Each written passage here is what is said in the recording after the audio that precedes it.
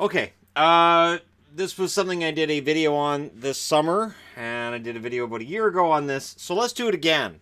I talked about Washington's really awful expansion year, and I talked about the truly fantastically awful season the Quebec Nordiques had in 89-90. But not to be outdone, the 92-93 Sharks, also pretty awful. Now, their expansion year, they were 17-58-5, which was better than people expected. They were competitive.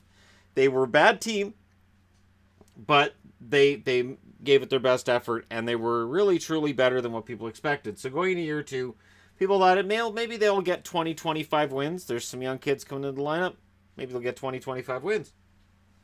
And the year following this, they ended up at 33, 35, and 16, made the playoffs, and knocked off the Detroit Red Wings, which was fun.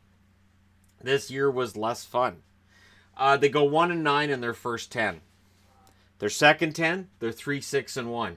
So this record is not out of line with what their record was in their previous season. Remember, 17 wins. It basically means you're winning 2 every 10 games. Excuse me, about 2 every 10 games. But that third 10 games, 1-9. The next 10 games, 1-8-1. The next 10 games, 1-9. Then they're 1-8-1 from games 50 through 60. From 60 through 70, they go 2-8. And then they put up 10 straight losses between 70 and 80. And then their 81 through 84th games, the 81st through 84th game of the year, they ended up being 1-3. So they just get to 11 wins, 71 losses, and 2 ties. Their leading scorer that year is Kelly Cassio, who is a good player on a bad team. 26 goals, 52 assists, 78 points in 78 games. Johan Garpenlov, 22 goals, 44 assists, 66 points in 79 games for him. Rob Goudreau, not Johnny, 23 goals, 20 assists, 43 points in 59 games for him. And he had a very good year, considering it was not a good year for San Jose. Dean Evison, 84 games, 12 goals, 19 assists, 31 points. I liked him a lot. Pat Falloon, 41 games, 14 goals, 14 assists, 28 points. Falloon, of course, was the guy who was drafted immediately after Eric Lindros. Jeff Odgers, 66 games played, 12 goals, 15 assists, 27 points. 253 penalty minutes. Odgers was a very effective enforcer and could put the puck in the net if he needed to. Sanders Ozolinsh only played 37 games that year, but had 7 goals, 16 assists, 23 points. Ed Courtney, 39 games, 7 goals, 13 assists, 20 points. Another guy with 20 points was the team captain, Doug Wilson. Yes, Doug Wilson captained this. So when we look at Doug Wilson as a GM, maybe he looks at this year and goes, you know what? I have to do everything I can as a general manager of San Jose to make sure they never get back to this. Their top goaltender was Artur Cerbai with a 7-26 record. Yes, 7 wins, 26 losses, 4.11 goals against, 866 save percentage. And as bad as that is, Brian Hayward was 2-14-1 with a 5.55 goals against, 846 save percentage. That means that on the nights Brian Hayward allowed 4 goals, that was a really good night. Jeff Hackett, 2 wins, 30 losses, 1 tie, 5.28 goals against, and an 856 save percentage. I've discussed Hackett before and how he was a decent goalie on bad teams.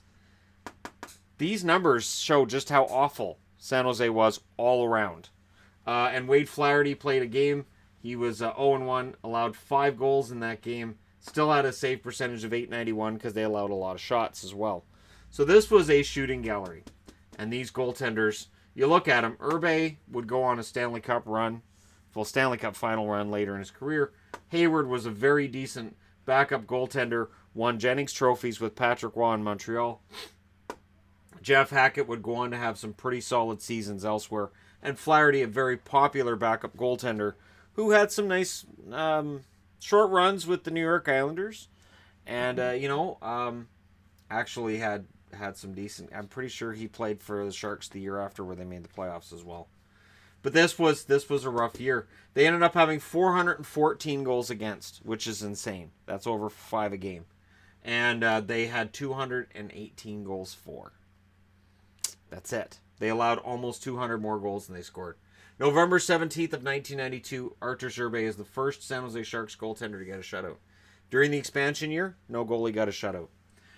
December 3rd of 1992, Rob Goudreau scored the first Sharks hat trick. No hat tricks in 91-92. So there's good things about the 92-93 season, just very few and far between. And that hat trick was in a 7-5 loss. So hat tricks feel less festive when you're losing. They were 63 points out of the playoffs that year. 63 points. That's insane. The league record of 71 losses still stands to this day, and they lost 17 in a row, which stands as a record to this day. They had 8 wins at home, 3 on the road. Their coach was George Kingston. If you don't recognize the name, that doesn't necessarily surprise me. And their captain, as I said, Doug Wilson. A defenseman that we could argue about his Hall of Fame credentials and whether or not he should be in there. I would say that yes, based on his body of work, I would absolutely put him in there. He may end up getting in there as for what he did as a general manager, rather than what he did as a player. But either way, he definitely belongs there. Other notable names that were on this awful team: Brian Lawton played a handful of games. Ray Whitney, as a rookie, was in there for 26 games, I think. Petri Skriko at the tail end of his career. Steve Bozak, a guy that I liked a lot from the Canucks, that this didn't help his resume at all, a lot coming out of there. I think that was his last year. If not, then it's close. 92-93 was a miserable year for the Sharks, and it is a worthy addition to that playlist that every now and then I'll come back to, and I'll talk about a truly miserable season a team had. But San Jose the following year would make up for that by making the playoffs. And I think part of the reason they ended up making the playoffs the year after is just how awful they were that year. Let me know your thoughts in the comments section below as always.